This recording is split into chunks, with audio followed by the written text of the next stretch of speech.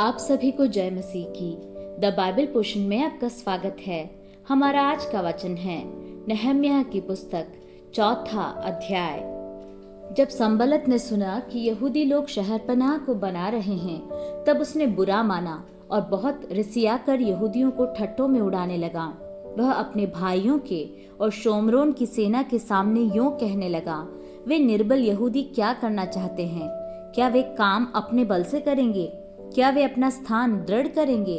क्या वे यज्ञ करेंगे? क्या वे आज ही सब काम पूरा कर डालेंगे? क्या वे मिट्टी के ढेरों में के जले हुए पत्थरों को फिर नए सिरे से बनाएंगे?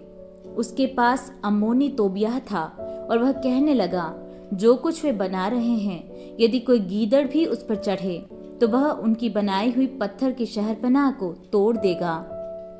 हे हमारे परमेश्वर, सुन ले कि हमारा अपमान हो रहा है और उनका किया हुआ अपमान उन्हीं के सिर पर लौटा दे और उन्हें बंधुआई के देश में लुटवा दे। उनका अधर्म तू न ढाप और न उनका पाप तेरे सम्मुख से मिटाया जाए, क्योंकि उन्होंने तुझे शहरपनाह बनाने वालों के सामने क्रोध दिलाया है। हम लोगों ने शहरपनाह को बनाया और सारी शहरपनाह आधी ऊंचाई तक जुड़ गई, क्योंकि लोगों का मन उस काम में नित लगा रहा। जब संबलत और तोबियाह और अरबियों, अम्मोनियों और अशदोदियों ने सुना कि यरूशलेम की शहरपनाह की मरम्मत होती जाती है और उसमें के नाकेबंदी होने लगे हैं, तब उन्होंने बहुत ही बुरा माना और सबों ने एक मन से गोष्ठी की कि जाकर यरूशलेम से लड़े और उसमें गड़बड़ी डाले। परंतु हम लोगों ने अपने परमेश्वर से प्रार्थना की और उनके डर के मारे उनके विरुद्ध दिन रात के पहरुए ठहरा दिए।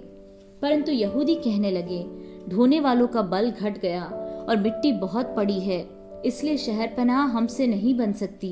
हमारे शत्रु कहने लगे, जब तक हम उनके बीच में न पहुंचे और उन्हें घात करके वह काम बंद न करे, तब तक उनको न कुछ मालूम होगा और न कुछ दिखाई पड़ेगा।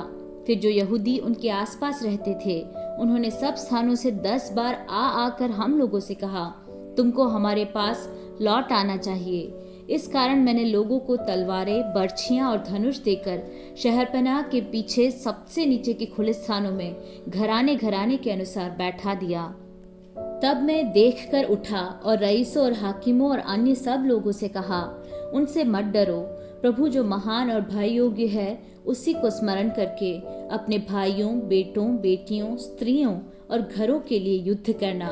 जब हमारे शत्रुओं ने सुना कि यह बात हमको मालूम हो गई है और परमेश्वर ने उनकी युक्ति निष्फल की है, तब हम सब के सब शहरपनाह के पास अपने अपने काम पर लौट गए। उस दिन से मेरे आधे सेवक तो उस काम में लगे रहे और आधे बर्छियों, तलवारों, धनुषों और झिलमों को धारण किए रहते थे और यहूदा के सारे घराने के पीछे हाकिम रहा करते थे। शहरपनाह के बनाने वाले और बोझ के ढोने वाले दोनों भार उठाते थे, अर्थात एक हाथ से काम करते थे और दूसरे हाथ से हथियार पकड़े रहते थे। राजमिस्त्री अपनी अपनी झांग पर तलवार लटकाए हुए बनाते थे।